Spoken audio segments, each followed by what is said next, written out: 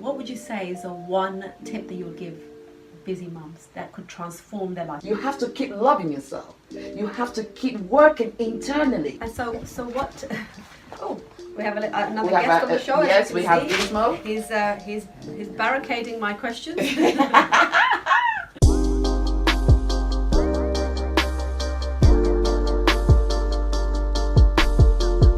Hello and welcome to Transforming Busy Mums Show. How are you doing? I'm good, thank you. Today in the studio we have Anita. Thank Why don't you you. tell us who you are.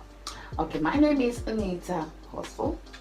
I'm a jewelry designer, actually accessory designer, working mompreneur.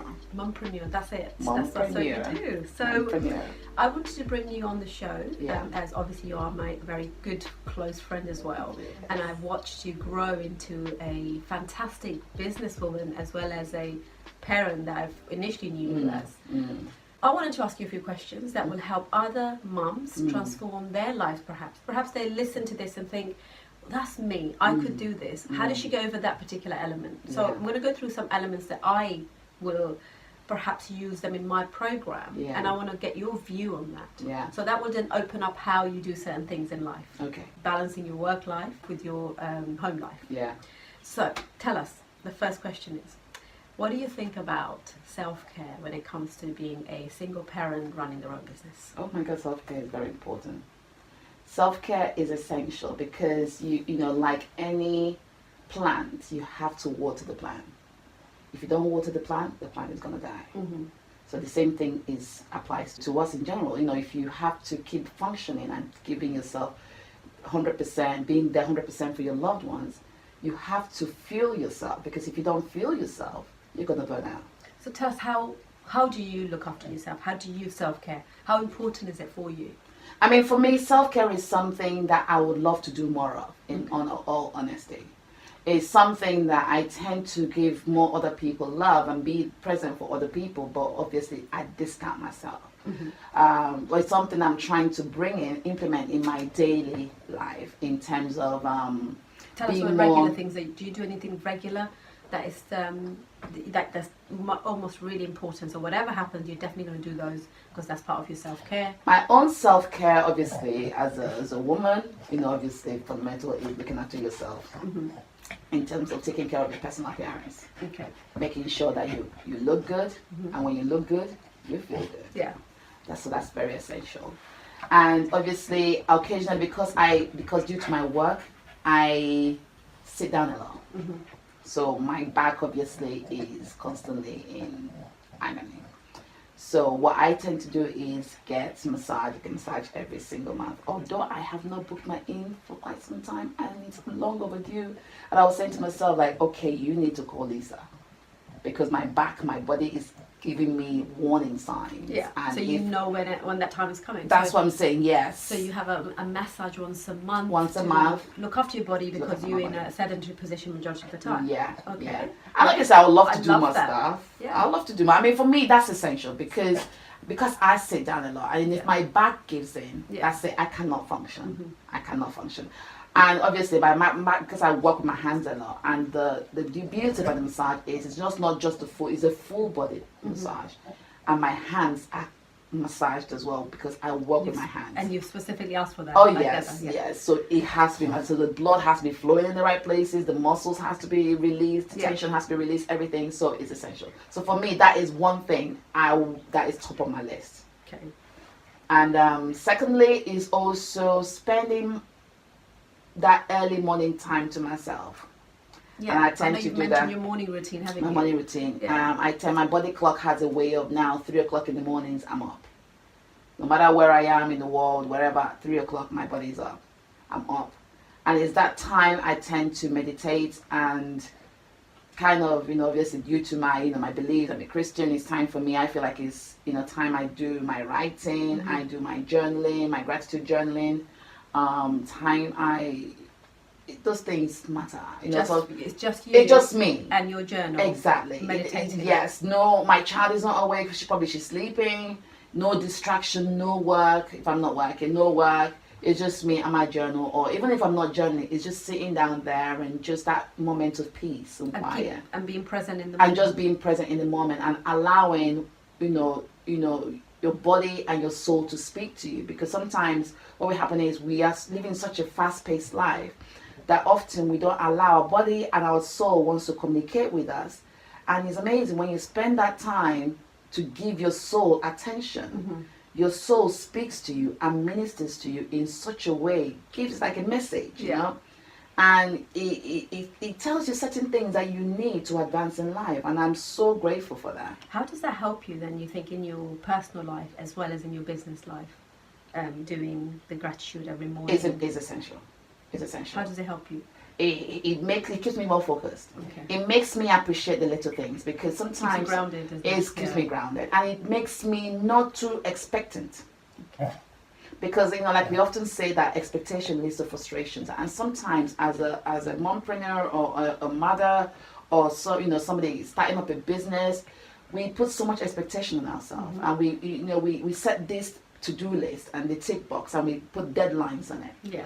But sometimes in life we cannot meet all expectations. You have to be fully present with where you are, and embrace where you are, celebrate where you are, in order to now move to the next level of your life. So for me, that's essential. So for me, I don't expect too much. I'm not one of those people that says, because like I always say, expectation leads to frustration. So what happens if you put so much expectation on yourself and you haven't met the expectation? What happens is you put yourself in a naughty corner. You start punishing yourself. And when you start punishing yourself, means that you're physically punishing yourself, you're emotionally punishing yourself, you're spiritually punishing yourself, because you have not met the expectation that you set for yourself. And that will now downhill spiral into depression. Do we set high expectations, you think? Yes, we do. We do. And as parents, we do. It's something I constantly, and then we do that, like we have the discussion, we want our kids to do very well. We want our kids to be seen as great kids when they're out in public. It's not like our kids are not great kids, they are well brought up kids. But when we forget that our kids also, like human beings, we all make mistakes, we're not perfect. We all need to embrace our beautiful imperfections. We set expectation on our kids, and when our kids don't meet our expectation, we get frustrated and angry with them. We set expectation ourselves in terms of, okay, our physical appearance, physique, if I'm not a certain weight, like that, what we eat, how we are and how we function daily. So in a day, we are constantly putting expectations on ourselves and on our kids. Maybe. On our kids. Yeah. And the thing is, when you don't feel good within yourself, what happens is that energy rubs off on the kids as well. Yeah, totally. And the whole environment, the whole household is tensed. So if you also have a partner as well, that energy rubs off on your partner, and you're not fully present with your partner. You're not fully loving to your partner. I'm great that you brought that point up, because our next question, or the next point that we're going on to, is about relationships. And how difficult is it as a single parent doing their own business, bringing up their own child, to then also make time for relationship, find a partner? What's your view on that? For me, I'm a great believer in there's so many seasons in our life. You cannot plant a seed and expect the seed to grow instantly. So if you plant several seeds, it takes time to grow. Yeah. So for me, it's like, again, it boils down to expectation. In life, we want everything to happen at once. You cannot consume food quickly. No. When you consume food quickly, what happens? You get sick. Bloated. And you vomit. And you won't appreciate the nutrients that you've taken in. Yeah. So for me, is you just eat slowly. You eat at an appropriate time. You eat slowly, so that when it goes down in your system, you enjoy every single nutrient. So that's how I see life. At this present in time, yes, I'm a mother. You see relationships like this? I see relationship too. Everything has its season. For me as a mother, I have to be fully present for my child. I have to be fully present for my business. And because I'm fully committed in all those things, if I now commit myself in a relationship as well, again, I have to be fully present in that. So where does Anita fit into this whole thing? I'm committing myself to my daughter, I'm committing myself to my business, I'm committing myself to my partner. So Anita it's like I'm spread out. So if you were to meet someone now, how would you integrate them into the model that you have created right now in your household? Right now, So in say that you have no choice, but you fall for them, this particular person. How would you bring them into it? I mean, it's interesting that you say that, because it's a discussion I've had with a few people, and they were saying, how do you know when you're ready? Yeah. To be, I think when you know, when you're ready, you know. You will know.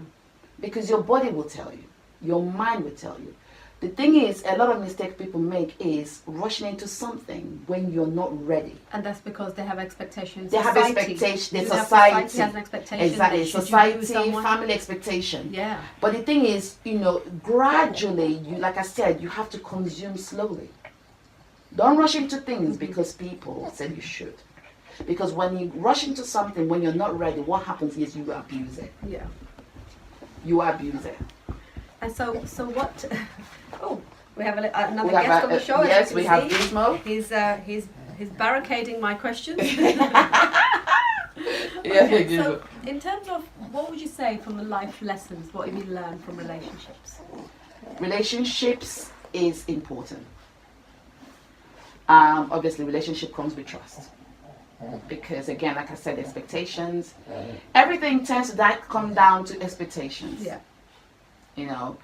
We expect so much from several people and so many people, and if they don't meet our expectations, we disappointed. We get disappointed. Yeah. We get disappointed with ourselves. We get disappointed with them. People, yeah.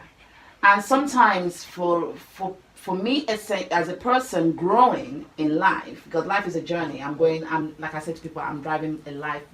It's like driving a bus. Mm-hmm. Life is like a bus. So you're going on this journey. And along the journey, you're stopping at different bus stops. Mm-hmm. And people are coming into your bus. Mm-hmm. The ones that are meant for you will stay with you to the end of the journey. They will keep you company to the end of the journey. I believe that some people come into our life for a purpose. Some people come to stay. Some people just come to teach us and leave. Mm-hmm. And some people are just there for, I don't know, whatever reason. For me in my life, I have driven a bus. I'm on my bus still, mm-hmm. and I have met some people. Some people have hopped onto my bus, mm-hmm. and I did not detest them being on my bus. You in fact, I accepted them. Yeah. I embraced the lessons, because sometimes some people when you are in something relationship and it all goes pear-shaped. Mm-hmm. A lot of people beat themselves down mm-hmm. and say, "Oh yeah, it didn't work. I'm a failure. It didn't work out. I'm a bad person. They are a bad person." For me, I like to see the good in everything. So you see it as an opportunity to learn. So each person that has hopped onto my bus, that's taught me a life-changing lesson. Because there's two ways of seeing everything. Yeah. You can either see it as, oh my God, this person did this to me, to me, or you can see it as, this person taught me this. Yeah. So I'm more wiser than I was. That's you can see a thing as an opportunity, or you can see it as a failure. Yeah. You choose that. As a person, you decide that. I think the better approach will always be to see it as an opportunity, because everyone is teaching us something. Everyone, good or bad. Exactly. Everything is an opportunity. That's it. So you've learned a few things. I've learned people who got on the bus. Yes. Yeah. I've learned a few things, and it's not just also for my personal life as well, as it's taught me so much about even within my business as well, mm-hmm. how to interact with people, because before I was too trusting. Yeah. So trusting. Too trusting. And sometimes in life, it's a shame, because there's nothing wrong with that. There's nothing wrong with trust, because it was interesting, because I was listening to the Super Soul Sunday podcast yesterday, and they had Brené Brown, and she was talking about her research on trust, and she told this story about her daughter. She came back from school, distraught, and very disappointed, and she ran to the daughter and said, "Oh, why are you upset, darling?" Mm. And she was expecting the daughter to say, she said to her, "Mommy, I hate my friends. I don't like my friends. I'm disappointed in my friends." And she goes, "Oh, why, darling? Why?" She goes, "Oh, because I shared some stuff with my friends, and they went out there and shared with other people." Oh. And obviously, they broke the trust. So because of that has now dampened her experience with trust. And this will become then her blueprint for when she continues to grow into adulthood. Exactly. Yeah. So, and then, and it was interesting how she, and that now it made her to do a research on trust.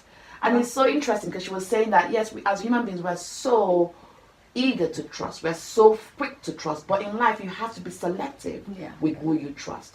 You have to be selective with who you bring close to you, or we keep an arm's length, or we just keep further at How arm's do you make length. a decision though? So if you're seeing someone and they're telling you all the nice things, say for example you meet a man and they are saying all the right things to you, so you're listening to them and you're like, oh, this is lovely, I want to hear all this. When do you make that decision to like, can I trust this person? I guess I think it all comes with experience.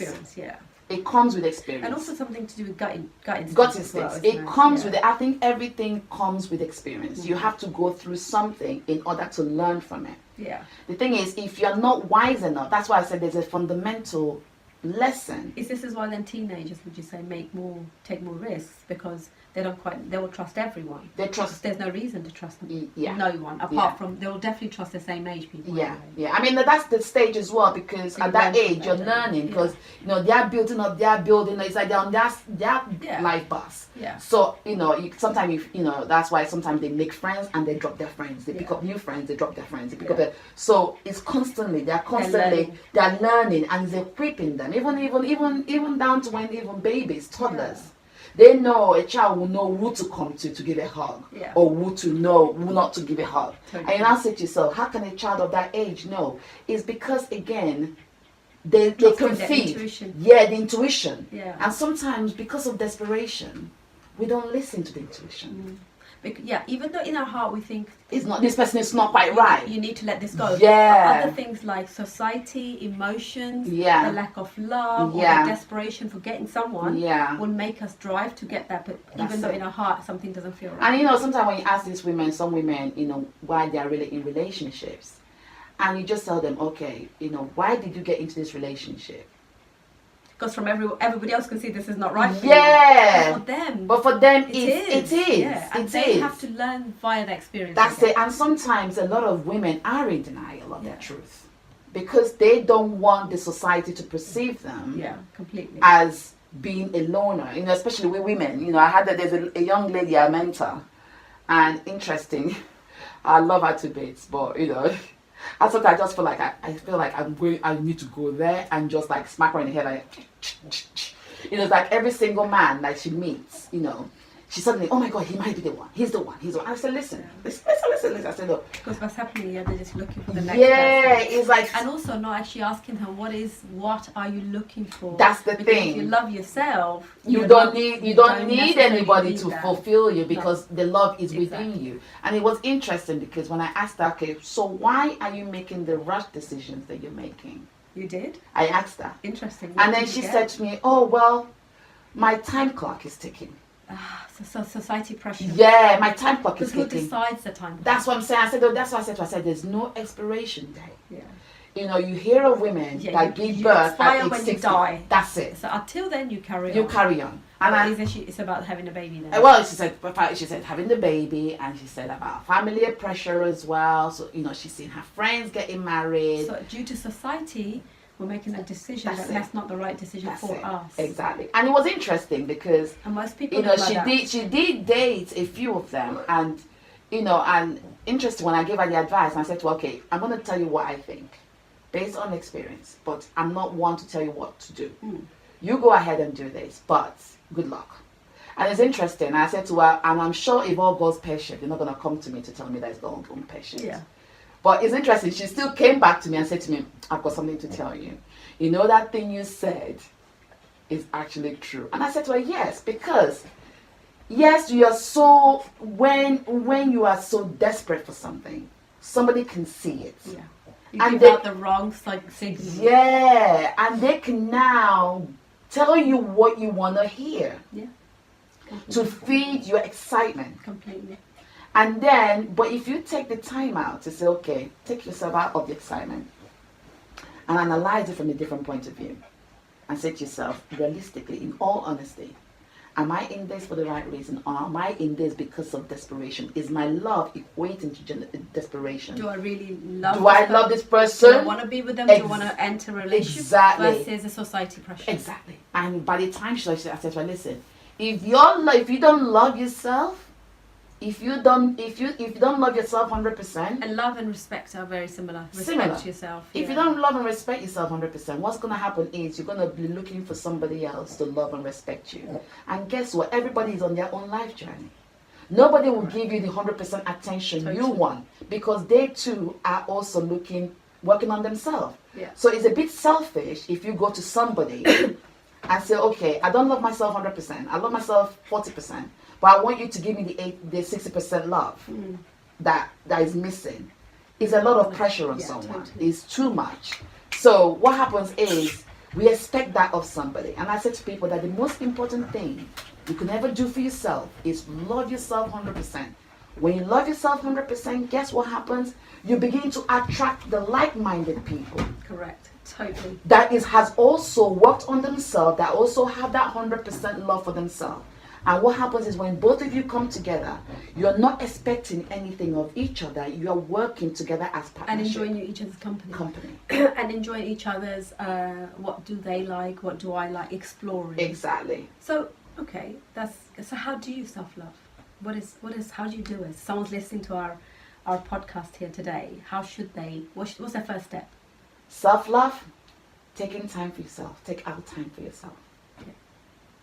Take out soul searching here, isn't it? Yes, take out some time and I don't mean, because a lot of people say self-love, they're like, oh yeah, go do my hair, go do my nails. That's yes, self-care. It's all good. That's self-care. But self-love is within. It's an inner work you have to do. Like I said, you have to plant a seed. You love the seed. You water the seed. You patiently wait for the seed to grow into the full beauty that it is. And that's yourself. That's yourself. You are a tree. Yeah, you are once a seed.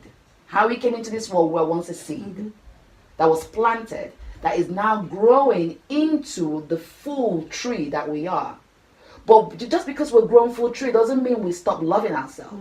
You have to keep loving yourself.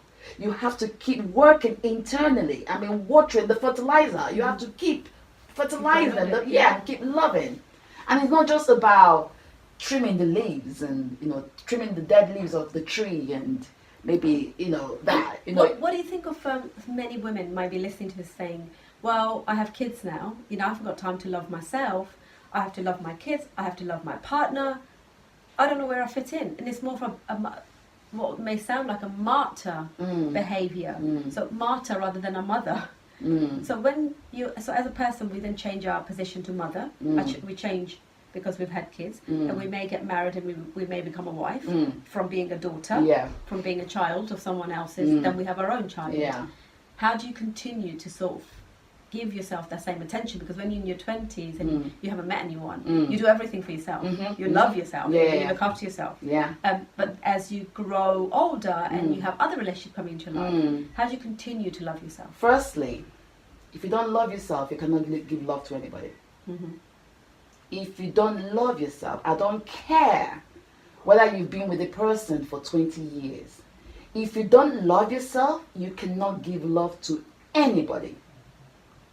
Because because if you don't know what the definition of love is for yourself, how can you now give other people? In fact, you've lost the definition of love. Because you're giving your own definition of love to your partners because you don't know what your full definition of love is. Because if you don't love yourself, then what happens is you're giving is an energy. You're giving your children what your energy thinks. It's like, okay, if I say I love myself 50%, there's no way you're gonna give your children 100% love. You give your children 50% love of what you've given to yourself, because that's what you've given to yourself. And how do you have a daughter? 13 and a half, well, nearly coming to 14. So how do you give her love? How do you, as a single parent, obviously you've got to do the business, you've got to then bring her up, you've got to teach her everything. Predominantly you are the main carer. How do you balance that? How do you balance the love between yourself and giving her the love? My daughter is on her own journey. She's on her own journey of self-discovery. She's on her own journey of loving herself. Her own definition of love is different from my own definition of love. We are both working on each other. So it's like we are meeting each other here. Okay. So she's watched me grow in my own version of love and grow into my own full version of love. And the fact that you're working on your own passion is one big example of self-love. That's it. That you haven't gone out and got a job somewhere else. Yeah. You've decided to work on your passion. Yeah. And you've sacrificed a lot of things to work on your passion because that feeds your soul. Yeah. So here's a big example of self-love right there, isn't it? Exactly. So your daughter's obviously got a great role model in that way. She's watching her mother do what she loves to do every single day, hence the hours you're putting in, because it doesn't feel like work to you. Yeah. You literally love I love what I do. Creating those beautiful pieces. Yeah. In terms of, lots of people would love to hear this, in terms of your daughter coming from, is a teenage daughter now, and there's a hot topic at the moment that for the friends that, the people I've been seeing, it's about how do you deal with the different dynamics when it comes to becoming a teenager. So we've both got teenager kids. It's been a year now. They're into their teenage phase. How have you found that journey? It's challenging. We had that discussion yesterday. Yeah. It's challenging. And the era when I was a teenager is different from now.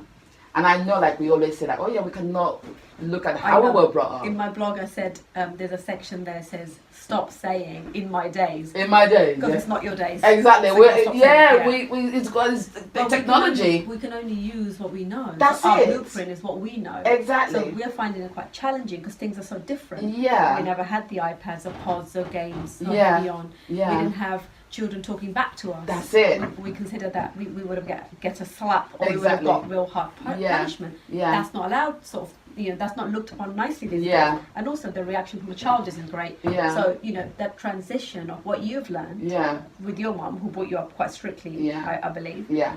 To now you're trying to find a balance between your daughter to find that. How do you find that? And the interesting thing is, I'm learning from her. From your daughter? Yeah, I'm learning because when I was, the era when I sound so old, the era, the time I was brought up is different. Yeah. So, technology is different. In fact, behaviors was different. Discipline was different. There wasn't much choice, was there? There was not much choice. Now there's so much choice. You did a few things and that was it. We did a few things. In fact, talk about technology. We didn't have any, iPads and things that they have. Even when we were... You just watch TV. Yeah, and I mean, for us then, discipline was go wash up the dishes. Yeah. Or go sweep the compound. Or go fetch water. Or do something. Which is something now that if we tell our teenage kids to do that, they'll be like, oh my gosh, that is abuse. Abuse. That is abuse. Or you take their iPad away from them and they're like, oh my gosh, no. So I'm having to kind of change my narrative on how I view. Almost challenge your own blueprint. Yeah, I'm learning every day. It's like every day is you see something new about them. I'm thinking, oh my God, where did that come from? Every day is completely new. This is like a year ago, if my son was up till 1:45 in the morning, I would have gone barging in and perhaps shouted. Yeah. Because I'm thinking, what? And my reason for shouting when I look back was because I was worried, why is he not getting enough sleep? My reason for shouting wasn't that he's up, it's because he's going to get ill. Yeah. He's not going to be able to function the next day. Yeah. And how dare he stays up? Yeah. This is just out for order. However, when I go up, so last night when I went up to him and said, why are you up still? He just said, I don't know, I can't sleep. Yeah. So my view, I thought, this is it, I've got to take the answer. And I can't raise and you have to remember. In the middle of the night, you don't want a scene or drama. So I had to almost change me and accept what was given to me, give him a kiss goodnight, shut the door and hope that he will sleep so he's all right for the next And the thing is, they will sleep. They do know how to manage it. A lot of sleep, don't the teenagers? They do. They really do. But the thing is we also have to be respectful towards them as well. They are also human beings. I mean, I have my daughter said sometimes tells me, oh, well, the way you speak to me, you have no respect and give, she said, you want respect, but you're not willing to give me respect. That kind of thing. And actually, at the time, I think actually it's true because I cannot want something if I don't give it. Correct. But this is some deep thinking going on here, isn't it? So what about a parent that's rushing? What about a parent that has a younger sibling as well? You know, they might be missing out on this information. All they can see is my teenager is a monster. All they can see is my teenager. Is the way the society has put it. Is the way everybody. Do you think the relationship can break down if you in all honesty, you know, it's like, you know when you hear something so many times it sticks. You have to be. That's why sometimes you have to be careful what you allow in your minds and your thoughts on. What should you be listening and looking at? What you should be looking and listening at. Yeah. You have to have people that impact you in the good role models, like good people that you can bounce off ideas with or interact with, that you can now in a way emulate. Yeah. As role models. And I'm not saying that you should copy them, because everybody else's parenting way skills is different, but you can look to them for inspiration and say, okay, I like how they do this, I like how they do that. Maybe now I'm having to, obviously you of course, but I'm having to now my mother now, because I'm now looking at her. She too was a single mom, working mom. And whilst I was growing up, and she made a lot of sacrifices for myself and my siblings. And whilst I was growing up as a child, I didn't understand why she did certain things. Would it make you angry? It made me, I felt like, why did she do that? I felt like, okay, she didn't want me. But later on, it takes a single mother to appreciate another single mother. Completely. So I am now in her shoes. And I can now feel as a mother, oh my gosh, it's heartbreaking. This is how she was feeling. Yeah. She was doing all this by herself. It took for you to ask the question. It took. And for you to go through the same experience. That's it. So when your daughter was, 12, there was no need for this conversation. But as the need has grown, because you're being challenged hard. Yeah. But with a different aspect have been thrown at you. Yeah. You try to explore. Yeah. Okay, what's going on? Yeah. And that's a brilliant thing, really. It's a really, really good point. Is if you are struggling with something, is to sit in that feeling for a while. Yeah. To understand what's going on. Yeah. Would you not say? Yeah. So, the thing is you need to ask a lot of questions as well. Yeah, and also sitting in their thought and thinking, okay, why is my daughter being like that? Why is my son behaving like that? Think first before reacting. I think that's the really important thing. Sometimes as well is sometimes is a lot of the things we're fearful of in our children is something that we haven't dealt with in ourselves. So a lot of mothers is, if you are not, if you're dealing with insecurities, of your own that you haven't worked with, then what happens is you now pick up on the insecurities of your own children, and you now blow it up because you haven't now dealt with. Okay, so challenging environment with teenager, you are trying to understand what's going on in between running your business. So remember, you just want your children to do what you ask them to do. That's it. Can you just clean the dishes? Don't have to say again. But that's not the case. You're going to have to remind them daily. Yes. Do you know what that's actually? It's really important. We talked about this. The prefrontal cortex is not developed, and they cannot make decisions. Yeah. So they find it really hard to make decisions, which means they might say, "Okay, I'm going to do it," and then something else will distract them. Yeah. Then they will do it. Yeah. So that's why they have to be reminded a lot more. It's almost like an 80-year-old brain. But it's interesting because although I have a giant of a child, she's taller than her average age mate, and I tend to forget that she's actually a child. Just because you're seeing the physical appearance. Yeah, and I'm saying to myself, okay, well, why don't you wash the dishes? Why don't you do this? Why? But actually, and I'm like thinking. And as she's washing the plates, and I'm sitting out there, I'm looking at her, and I'm thinking, actually, this is a 13-year-old child. She might look like a giant, but the average 13-year-olds are small. Yeah. And it's like, and they're not fully, they're maturing. But they can still wash dishes, can't they? They can still wash dishes. But they are a child. They're not same as you. They're not. So they're not going to do it the same way we want it done. If you're saying, I've done this, so you need to do that. Yeah. That's probably not the right comparison. Exactly. Yeah. But chores they are given, and they should have some boundaries. Exactly. That's totally what we talk about. Don't we? Yeah. Okay, so that brings me to my next question. So we've talked about teenagers, we've talked about children and cultivating. Is having more children on your agenda? Would you fit that in your busy lifestyle? What would you like? Well, with anything, when it comes, you're equal to the task, isn't it? You can do it. You're like, some people say, oh, I cannot do this because I'm not ready, or I am not ready to be a mother. But you don't know do that thing, and then you learn from it. Your body and your mind equips you for the role. So you would do it if you. Of course. Realistically, I'm not saying that my expectations are high. Yeah. But I know what I want in a relationship, and I'm not gonna settle until I find that. Yeah. Because I don't want to be a person that hops into a relationship and hops out of it, and hops into a relationship and hops out. Not only is that affecting my mental state, I have to remember that I have a child I'm bringing up. No longer by yourself. That I have a child that I'm supposed to be a role model for, and I don't want her to think that in life you have to be hopping in and I've learned from my past mistakes, and I don't want past history repeating itself. But I've come to the realization, because a lot of women don't think this way. A lot of women don't think this way because everybody feels that they have to be attached to someone. You've done a lot of soul searching, haven't you? Yes. A lot of people think that you have to be attached to someone. And it comes down to the real honesty that sometimes maybe you are not meant to be with someone. A lot of women will probably say, oh, no, don't say that. But in actual fact, it is. Yeah. You've heard some women that have actually been on their own without no partners, without no kids. And they've served the world with their brilliance. And it doesn't make them any less a person. No, totally. So their love, they've given their love to so many people. It's not a need that wasn't their primary need. They are self-fulfilled. I mean, like I said to people, when you came into this world, you came in on your own. And you go in by yourself. And you're going by yourself.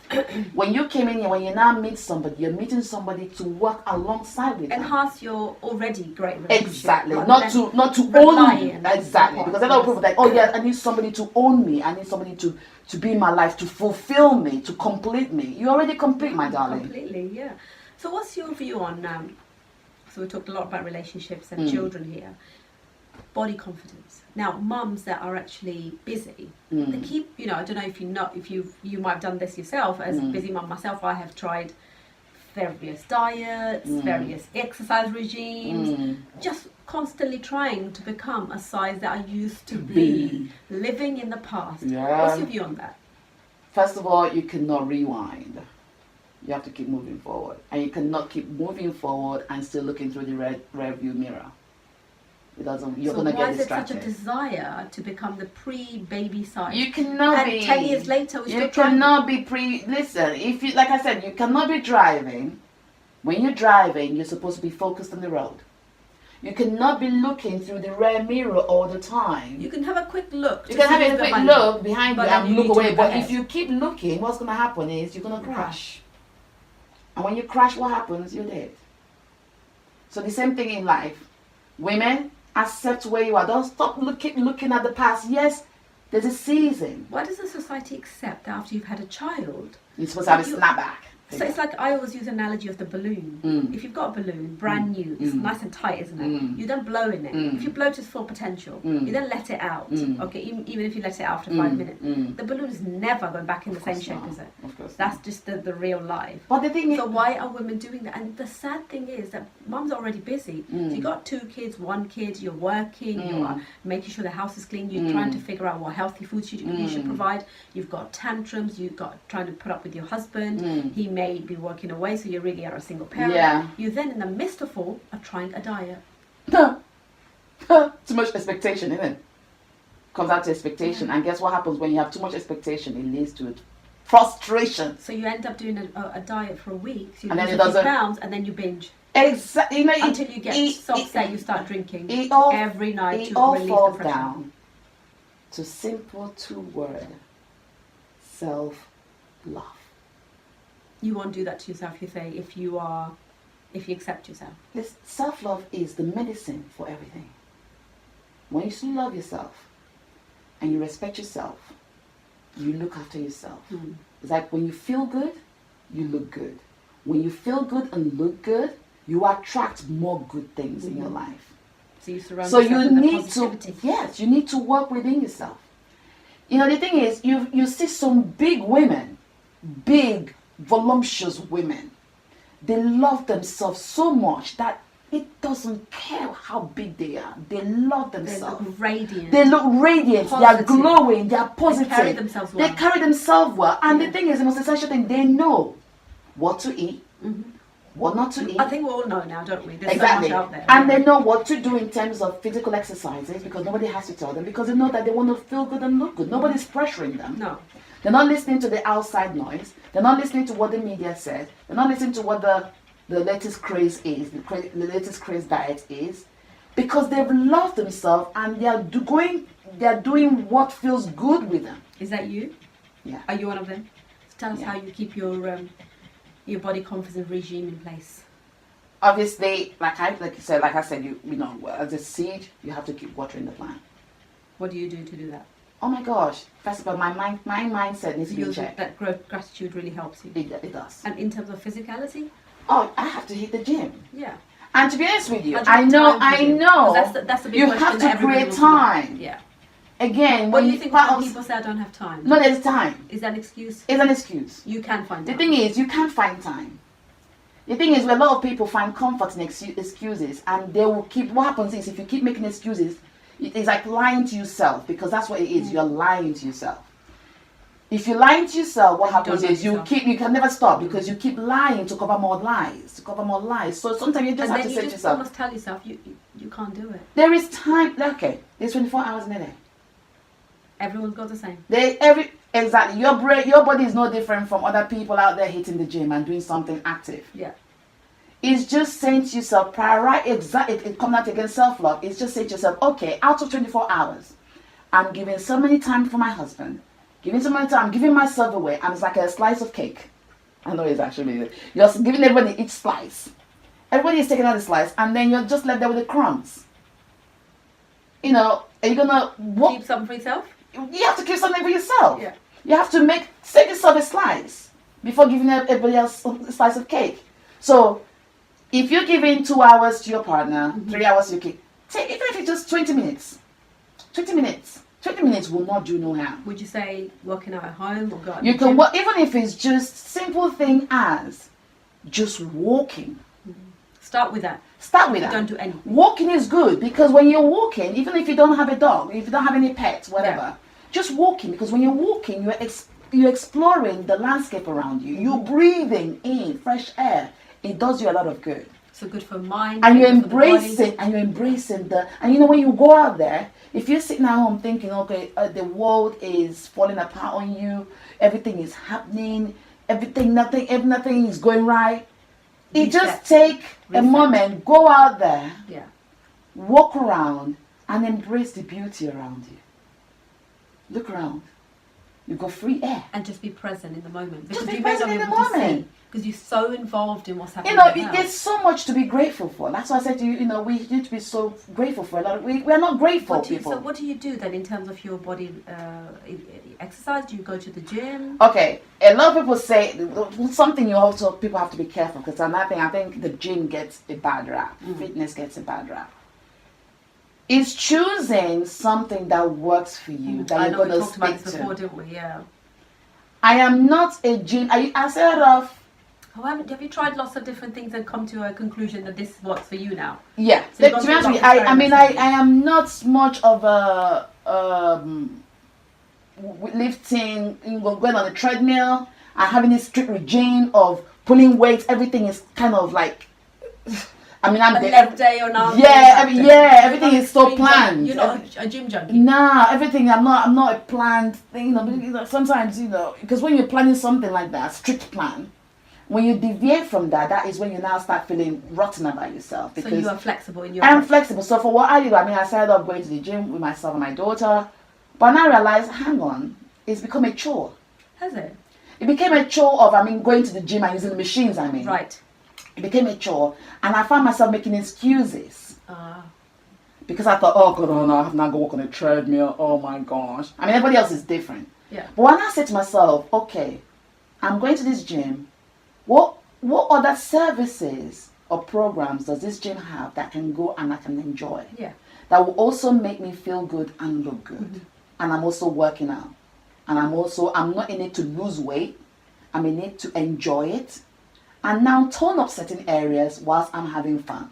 so it doesn't look like a chore or hard work. And I thought, hang on, they've got some classes. Yeah. And I looked around and saw while some classes are too much, for me, everybody's different because the classes are built for different body types. And I said to myself, okay, on Monday I can do body pump. Body pump is a workout with weights. You see, I will not take myself to the gym to lift weights. But you are happy. But I'm happy to be amongst like-minded women and men in a very happy, joyful environment. And we're all lifting weights. It's about the mind, because the weights I wouldn't lift if I was in the gym. I'm lifting. I'm piling up like 10 kg weight on one end of my weight, and another 10 kg, and I'm pulling big weights. So in total, it's 20 I'm pulling. Wow. And I'm putting it on my back. I'm squatting, and I'm lifting it up. I'm doing sit-ups. So if you see, and 1 hour of that, I've worked on my entire body. How do you feel after? I feel good. I've sweated. I feel so good because I feel like I'm in a club and I'm working out. And for me, I'm now planning for my next class. Because you're happy. Because I'm happy doing it. You have found a regime because you have prioritized yourself. That's important for you. How about nutrition? How do you manage that? Nutrition is, I remember, I think, was it you that said it, or I can't remember who said it. It's like, they say, is it 80% in the kitchen and 20% in the gym? That's a saying. However, that's a saying. But however, everybody is different. Yeah. You know, again, expectation leads to frustration. That's why a lot of people go into diet and they kind of like trying out different things. Do you diet? No. And I hate to call it diet. I don't diet. I eat what I like to eat, and I enjoy eating what I like to eat because I feel my body deserves good things. I don't put myself in a naughty corner and say, okay, you're a bad girl for eating pizza, you shouldn't eat pizza. You're a bad girl for drinking this, you shouldn't drink. I enjoy it because my body yearned for it at that moment. I cannot deprive my body for yearning something, for yearning something. If it's good, naturally you will know. Yeah, you treat yourself. But the thing is, as you're eating it, you eat it in moderation. Eat everything, but eat small amount. In moderation. Yeah. Moderation. Don't eat too much and consume too much. Then you now start thinking, oh gosh. You start feeling sick, like thinking, oh God, I feel so bad, I feel so fat. If you want to eat, to be honest with you, let me be honest with you. If I can have 3 slices of pizza, I will have it. And I know some people are thinking, oh, I enjoyed it, but I know deep down that the next day, I'll book myself to Shibam class. Shibam class, a dance class. And I'm going to go there, I'm going to sweat, I'm going to dance it. And that food I probably ate would have come out of my system because I've worked it out.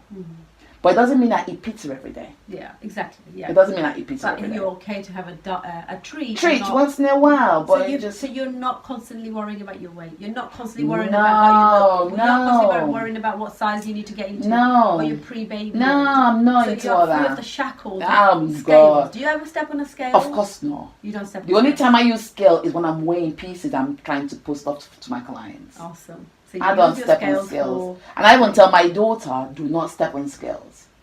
Do not step on scales. And I say the obvious. I said to her, listen, we are all built differently. It's just about loving yourself. Okay, so my next question is, how do you plan your day?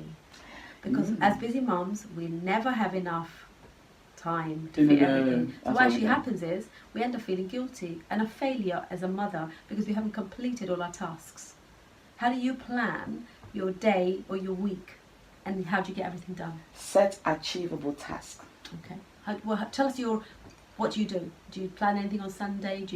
How do you shop? How do you do things? So, for me, because I work full time and I'm a mother full time, isn't it? It's not the 37.5 hour full time. But I managed to fit everything in a day. Yeah. But the thing is, what I cannot finish in a day, there's tomorrow. Yeah. I can do that tomorrow. So you don't put yourself under that pressure. Oh, no. What is the most important things you must do in a day? Be fully present for myself and my daughter. So that's your priority on top of your list? Yeah. Yeah, because if I'm not fully present for myself or my daughter, then I'm lying to myself in order to now fulfill other needs or other things. Of other people? Yeah. Which are not the priority. It's not my priority. So in terms of your career then, mums that have gone back to work or thinking about going back to work, there's that big thing, isn't it? When you go back to work, you may not get the same position you were on as a woman because you are going in with a different proposition that I want part-time hours, I want certain hours to fit in with my kids.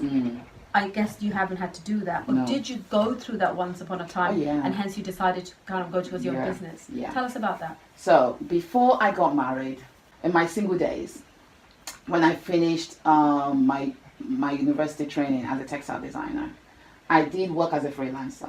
So I was traveling everywhere. Traveling, doing Milan, doing so many places, doing shows. When I got married, obviously priorities changed. Like I said, so I said to people, love makes you do a lot of silly things. Love makes you sacrifice a lot of things. And that's also a lesson I've learned as well, because you have to go through something to be able to have a breakthrough. So that changed my perspective, because I said to myself, okay, the season where I was being Anita and traveling around the world and living a single life has changed. It's time for me to now embrace another season of my life, which is now a wife, and then not so long after that, a mother. So I have to now find a way of balancing everything so that everybody else I'm serving with my love is happy. So at one point, before I had my daughter, I was still working. I was working as a freelancer. I was working in Harrods. I was still doing that. But after a while, I said to myself, the commuting. If I have a child, if I'm planning to have a child, the commuting, I cannot be doing this. It's not practical. Everything is regimented. You wake up at a certain time like a zombie. You have a shower at a certain time. You're looking at the time when you're having breakfast. You leave the house at a certain time to now be at the car park at a certain time. The train is at a certain time. And when you miss the train, you're like, oh my gosh, I missed the train. You're looking at the clock again. Oh my God, what's the next train? But it's going to get to me like robots. Like everything is... And most people live like that. And that. it's interesting because now I've pulled away from that. And I go to the train station.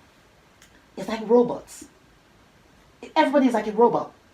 It's like somebody is controlling them. They're like little characters in the like game. like a computer game. You know, to me, it's like a computer game. They're all like, and it's interesting because when you now see them in the car park, it's like they're all closing their car. They're called at the same time. Park the car.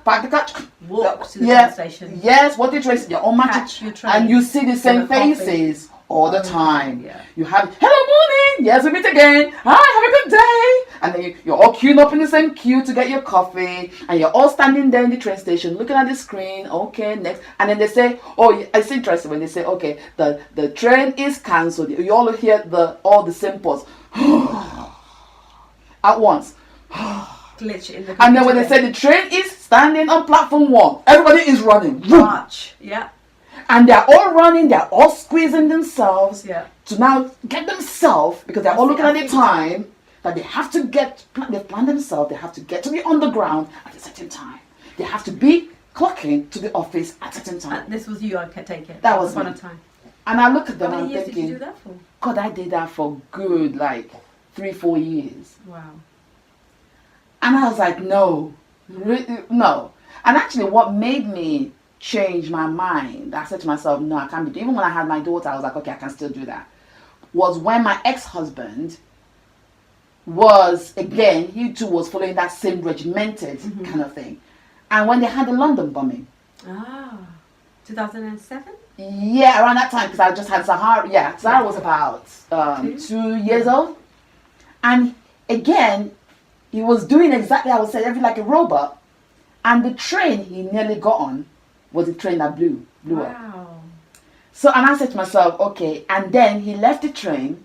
He was now going to go get the bus to now go to that same job that he needed to be at that time. So he's taking himself in the road. Just trying to be, to go serve somebody else, to make somebody happy. The bus he got on, as he got on the bus in front of him blew up. Wow. We had the train and they had the bus. And I was like, you know what, nah, I cannot be doing this. Yeah. am I going to risk my life to fulfill somebody else's tick on their own timeline, timesheet, and say, oh yeah, Anita came into the work, she did this today, tick. And then the next day, I'm doing the same thing for 5 days a week. I said, no. I said, no. And I said to myself, there's more to this. So that's when you made that decision? That's when I made the decision. Wow. I said, no. Before I became a mother, before I became a wife, before I became a mother, I had something that I was doing. Go back to that thing that I was doing. Yes, it's not going to be easy. I might not be making the money I was making then. But if I keep working on it, you will. I will. And you do now. Triple. I'm happy. I am happy. You know, not a lot of people say that they enjoy what they do and they enjoy going to work. I enjoy, and when I tell people I'm deeply, passionately in love with what I do, it's amazing. So you found the gift. That we all come here with a gift. And you found yours and you're serving the nation with that gift. People listening to this, busy mums, they may think that the idea of finding their own gift is so far out of their reach that I can't even consider. What would you say to the mum that's listening, and how, if she is listening to this and she's like, I like the idea of giving up the corporate and I want to find something that I love to do, what would you say to that mum? How should she, what's the first step? Listen to yourself. Again, I cannot say that again. How do they know what they're good at? By paying attention to yourself. Very important point. Listening to yourself, because we are so busy that we think we're not good at anything. It's like fast food, you know, everything fast paced, fast life, fast food, everything is fast. And where's everyone going? Exactly. Destination of no end. What's the rush? It's a big question to ask. Yeah, what's the rush? Who said we have to be in a rush? Going? Yeah, who's turning us into robots? Ourselves. Yeah. We have no one. You have the power to change that. You have the power. Do they need to pay attention to themselves? Pay attention, because the thing is, in the moment of where you are busy serving other people and being the hero to everybody else, you've lost yourself. And you've become a people pleaser. You've become a people pleaser. So even within that, there might be things that you really enjoy. So that's what I'm saying. If they're looking, what do you like doing? If you pay attention to yourself, your body and your intuition and your mind will tell you, calm down. Don't go looking. There's something in right you. There. That's it right there. You just have to just be loyal and just surrender. Unwrap your gift. Yeah, unwrap your gift, because your life is a gift to you. It's what they call a present day. Every day is a present to you. You don't have to get a present from somebody else. No. You're your own present. You can go buy what you want. You're your own present. You're your own present. You are there. You need to be present to open up your present. You have to be fully present to open up your present. You don't have to wait for Christmas to open up your present. Every day, every second, every moment is present for you to open your present. Have you, in your life, done something that wasn't jewelry based or creativity based that you thought, oh God, that's so not me? Because you're so involved in the jewelry making that you fit in like a glove. You know, when you take you out, is it like a round ball trying to fit in a square peg? Have you tried different jobs? I'm very lucky. I find that over the years, even when I was growing up, even in my teenage years, when I was old enough to work, you've always done something with jewelry. I have always done so. Apart from that, serving people. Okay.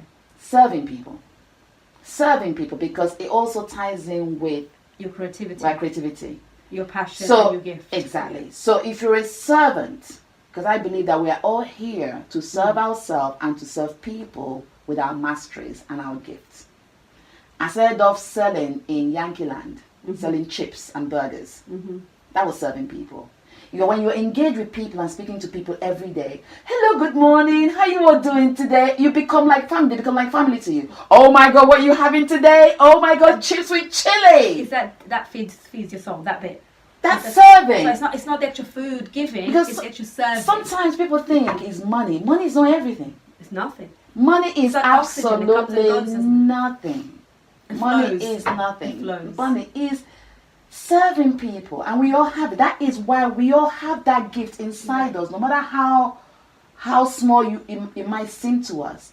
But we are given a gift to use to serve and to elevate people. And when other people are happy, we are happy, because we are happy within ourselves to offer that happiness to somebody.